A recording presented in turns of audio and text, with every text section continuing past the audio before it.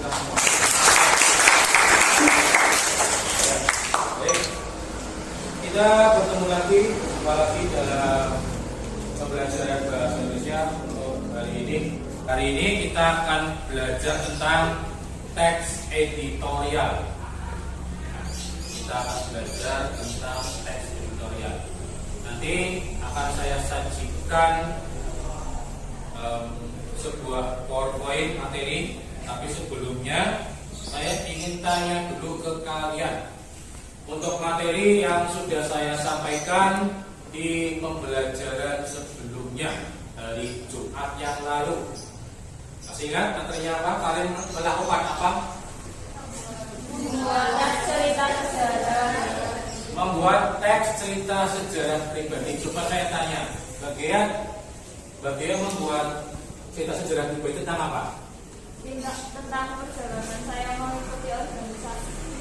Yang bagian menceritakan sejarah perjalanan mengikuti sebuah organisasi. Ya. Coba saya tanya lagi. Ini mana ini? Ini. Oh, sudah dia. Ya. Baju ini apa? Sejarah dia yang dibuat. Apa? Duka di bulan Juli. Oh, ya. Cerita sedih ya? Duka di bulan Juli. Oke. Apapun ceritanya, ya silakan ceritakan. Kemudian yang belum mengumpulkan waktu itu, karena ada beberapa yang belum mengumpulkan, itu silakan dikumpulkan. Ya, tes dari ini. Ya, hari ini terakhir. Ya. Kemudian hari ini saya akan melanjutkan ke materi tentang teks editorial. Tapi sebelumnya saya akan sajikan dulu video motivasi supaya kalian hari ini semangat. Jadi itu dari pembelajaran hari ini, ya, itu ada hubungannya dengan video yang saya akan putarkan. Baik, dari video tadi yang sudah saya putarkan, ada beberapa hikmah atau pelajaran atau amanat yang bisa diambil dari video tadi. Coba salah satu dari kalian berpendapat, ya silakan. Apa namanya? Bulan dari, ya silakan bulan dari.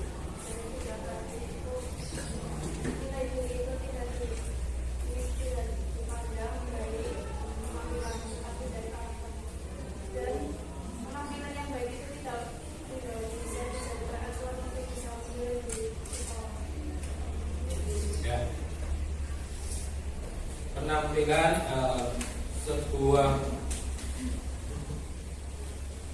penampilan tadi tidak bisa dilihat dari luar ya, tapi juga bisa dari karakter dia ya. Coba diulangi lagi Pak, lebih singkat lagi. Nilai diri seseorang itu bukan dilihat dari penampilannya, tapi dari karakter. Ya, intinya itu ya. Nilai diri seseorang itu bukan dilihat dari penampilan, tapi dari karakternya.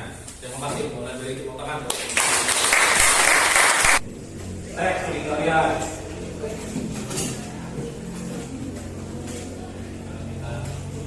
Ini akan kita pelajari hari ini. Ya. Yang pertama nanti saya akan sampaikan pengertian dulu supaya kalian tahu teks editorial itu apa. Ya, kemudian fungsi teks editorial, tipe editorial, ya, kemudian struktur teks editorial dan kaidah dan ciri kebahasaan teks editorial. Oke, kita lanjutkan. Sekarang yang pertama pengertian teks editorial.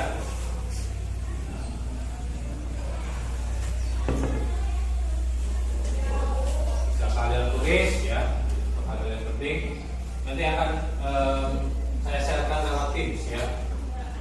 Materi ini juga akan saya sharekan lewat Teams.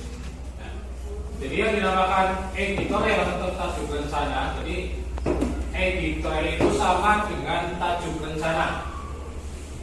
Ya. Merupakan karangan argumentatif yang ditulis oleh redaktur media massa tentang hal-hal yang bersifat faktual dan aktual. Kamu tahu arti dari faktual? Berdasarkan fakta. Berdasarkan fakta. Aktual? terbaru, ya, baru muncul beritanya, baru muncul informasinya. Ya, jadi faktual itu nyata berdasarkan fakta, kalau aktual itu beritanya atau peristiwanya itu baru muncul. Ya, atau bisa dibilang kalau istilah kerennya mungkin kalian sebut dengan apa? Viral. Viral. Ya. Dan itu bahasa tren sekarang kan? Trending topik, ya, viral. Sebenarnya viral ya, bukan viral. Viral itu artis viral. Viral ya. Itu. Orang ngerti kan tentang Viral bukan viral. Viral itu sebenarnya ya itu tidak hanya orang Indonesia disebut viral, tapi malah udah betul viral malah disalahkan viral. Ya. Nah, itu viral. Aktual itu sama dengan viral. Kemudian dalam KBBI, Kamus Besar Bahasa Indonesia, pengertian itu adalah apa itu? Surat kabar atau majalah yang mengungkapkan pendirian editor atau pemimpin surat kabar tersebut mengenai beberapa pokok masalah. Jadi kalau dalam koran, kalau kamu tahu koran ya, majalah surat kabar itu ada namanya redaktur atau editor, itu yang bertugas membuat editorial. Jadi orang atau pihak yang membuat editorial itu dinamakan editor atau redaktur. Sedangkan tulisannya itu namanya Editorial. enggak ya? Ini saya share nih di sini. Kemudian itu saya share. Kemudian fungsinya ya, menjelaskan kepada masyarakat mengenai peristiwa tertentu agar berita tersebut tidak sekedar menjadi isu, tetapi menjadi laporan peristiwa yang mempunyai bukti dan data yang Akurat. Jadi silakan untuk kelompok, saya akan bagikan SKPD. Ya. Seperti biasa, berhitung 1 sampai 6.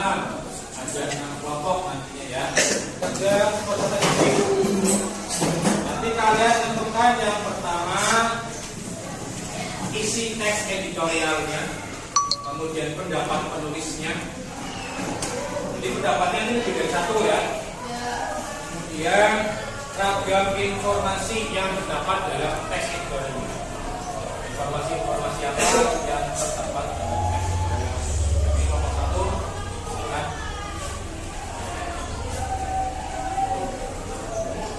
Nomor 2, tulis nama kelompoknya di depan.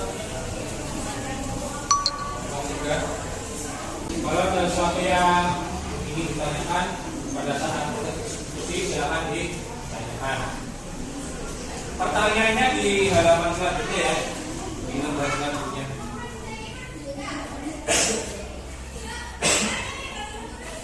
Judulnya tiada jeda basmi korupsi. Yang namanya korupsi itu selalu ada di dunia ini. Oleh karena itu tidak ada jeda. Terus diberantas. Yang namanya korupsi itu harus selalu diberantas.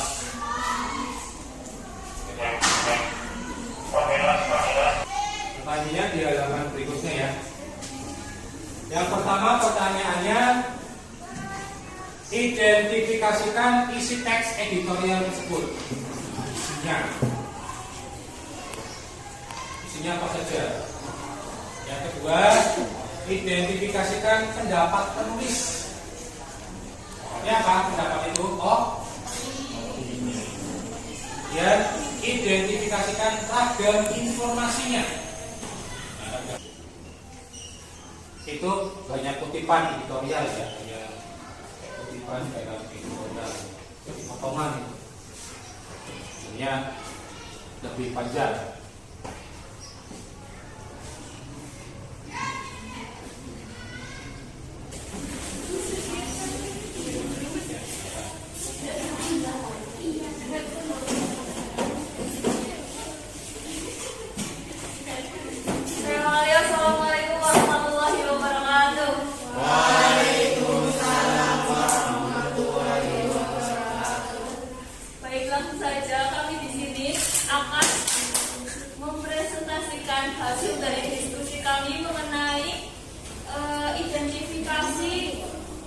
dari tes editorial yang berjudul Tiada Jeda Basmi Korupsi. Yang pertama, soalnya identifikasikan isi teks editorial tersebut. Jadi isi dari teks editorial tersebut adalah tentang pernyataan-pernyataan yang menjelaskan proses pemberantasan korupsi yang dilakukan oleh KPK tidak dilakukan secara tertutup, melainkan dengan prinsip transparan dan keterbukaan. Dari pembelajaran tadi yang sudah saya sampaikan dari awal sampai akhir, coba kalian simpulkan apa yang kita pelajari hari ini. Coba ngomong bagian ya. Teks editorial, kemudian struktur teks editorial, Terus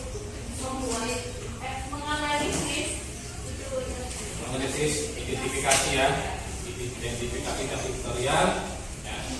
Jadi puncaknya itu kalian tadi mengidentifikasi teks editorial yang berjudul Tiada Jeda Membasmi Korupsi. Tiada Jeda Membasmi Korupsi.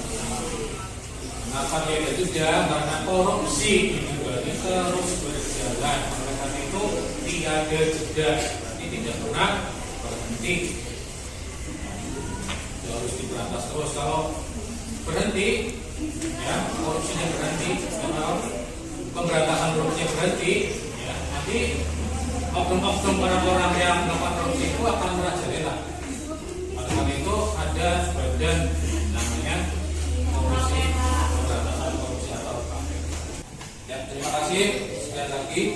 Kita akhiri pembelajaran hari ini. Assalamualaikum warahmatullahi wabarakatuh. Waalaikumsalam.